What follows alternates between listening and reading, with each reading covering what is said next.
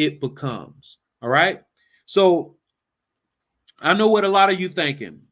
I already have my life policy set up. Or matter of fact, before I get into this part, some of you may be thinking, all right, that's great, Randolph, but I'm too old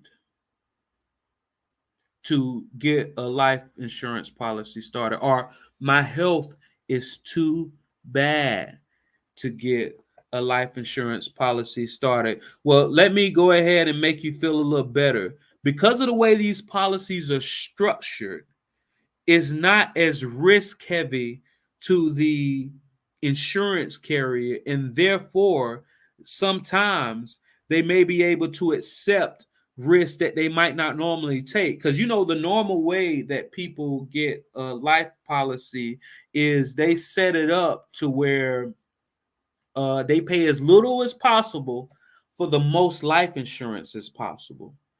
The way we're going to set you up is you're going to be paying the most possible for the least amount of life insurance as possible, right? Why are we doing that? It's because we want to take advantage of this classification of being a life insurance policy, but we don't want all of that extra tax-free interest that we're earning to be going toward paying for that big old death benefit.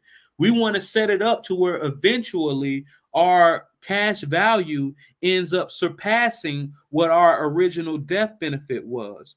That's why the insurance carriers, they look at you as if you're a partner and not a risk. They say, all right, this person has this policy structured to where their cash value is going to surpass their initial death benefit. And so that when they die, at the very most, we're just going to have to come up with an extra 5% to go on top of what's left in their cash value to pay out that death benefit to that beneficiary. Because remember, the way 101A says set up is whatever you have left is going to grow to a larger number, and then that's what's going to pass to your beneficiaries tax-free. But let's say you're just too old or your health is too bad.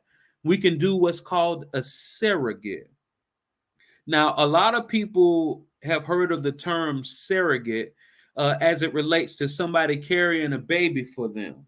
But the same can be used. We can use a surrogate when it comes to setting up a properly structured index universal life policy for you. Because remember, the reason why you're setting up these policies aren't for the death benefit; it's for the living benefits. You want your money to be growing tax free. You want to be able to access it tax free without penalties. You want it to sit there and be safe. And when you wake up in the morning, you don't want to be losing 20 to 40% overnight, right? And you want it to get great, good, consistent rates of return. You can get all of those benefits, but you can make the insured your grandchild or your child or one of your siblings or one of your parents. As long as they are insurable, you can make them the insured, but because you're the policy owner, you control everything and you get all of those benefits of that money.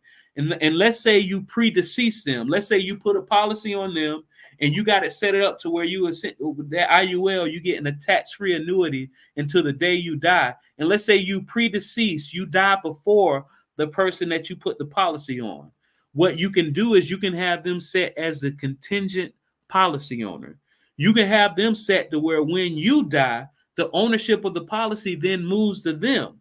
And now they can continue getting this money that you had been getting for themselves tax free because it was already set up. All right. So that's how you get it. Now, some of you